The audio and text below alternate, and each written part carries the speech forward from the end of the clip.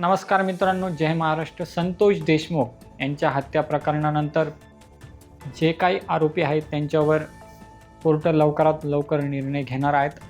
त्यानंतरच धनंजय मुंडे यांना राजीनामा द्यावा लागला आणि सुरेश धस यांचा एक कार्यकर्ता आता चर्चेत आलेला आहे. सतीश भोसले नावाचा हा कार्यकर्ता आहे आणि सुरेश धस यांनी हे कबूल पण केलेलं आहे की हा माझा कार्यकर्ता आहे, परंतु माझ्या पाठीमागे हा काय काम करतो याची मला जाणीव नाही, याची मला माहिती नाही, असं सुरेश धस यांचं वक्तव्य आहे. आणि सुरेश धस यांनी पोलिसांना सक्त आदेश दिलेले आहेत की ह्या प्रकरणावर तुम्ही सखोल चौकशी करावी आणि जो कोणी दोषी असेल त्याच्यावर निश्चित कारवाई करावी. त्या संदर्भातली सगळी माहिती अशी आहे की हा व्हिडिओ आहे 1.5 वर्षापूर्वीचा आणि त्या व्हिडिओमध्ये सतीश भोसले एका व्यक्तीला मारत आहेत. तो एक गरीब आहे, ऊसतोडी कामगार आहे, परंतु सतीश भोसलेने याचा जाब दिलेला आहे. सतीश भोसलेचं म्हणणं आहे की याने एका मुलीची छेडछाड केली होती आणि त्यामुळे मी याला मारलेलं आहे. 10 लाख रुपयाची देवाणघेवाण झालेली होती आणि त्याने पैसे दिलेले नव्हते. त्याचबरोबर त्याने मुलीची छेड पण केलेली होती, त्यामुळे मी याला मारलेले आहे. मी त्याला मारले, ही माझी चुकी आहे, मी कबूल करतो.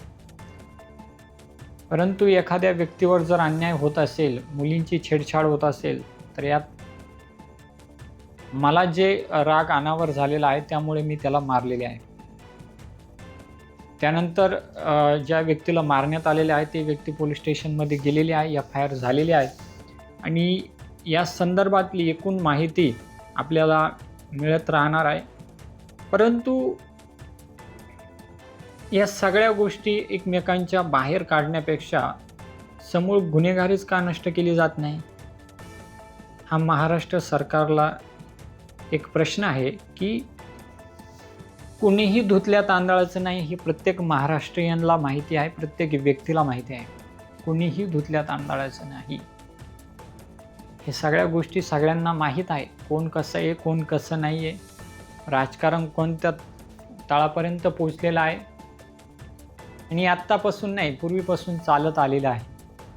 प्रकरण आत्ता बाहेर पडत आहे किंवा पाडले जात आहे.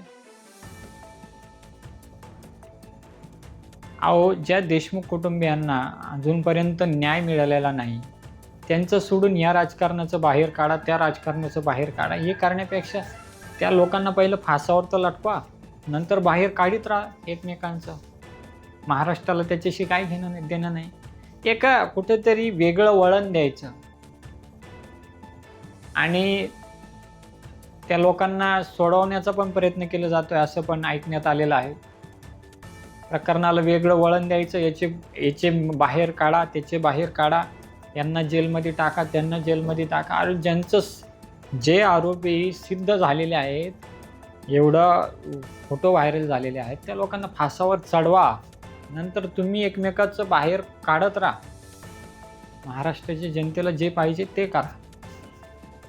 महाराष्ट्राच्या राजकारणामध्ये खूप आगळं वेगळं चाललं आहे आणि यंगस्टरनी कोणती प्रेरणा घ्यावी राजकारण्याकडून, घेण्यासारखं काही राहिलंच नाही. कोण काय करतंय, कोण काय नाही करत आहे, सगळ्यांना सगळं माहीत आहे.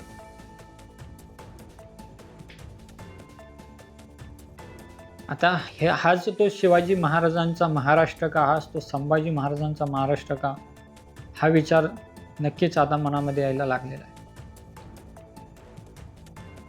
ज्या काळात गुन्हेगारी पूर्ण पायदळी तोडून शिवाजी महाराजांनी हे राज्य स्थापन केलं,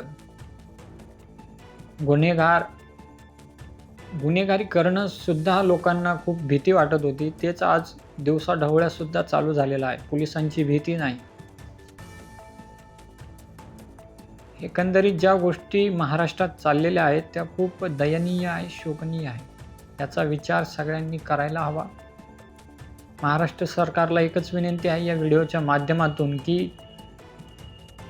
गुन्हेगारी कुठेतरी संपवा आणि एक महाराष्ट्राला गुन्हेगारी मुक्त बनवा.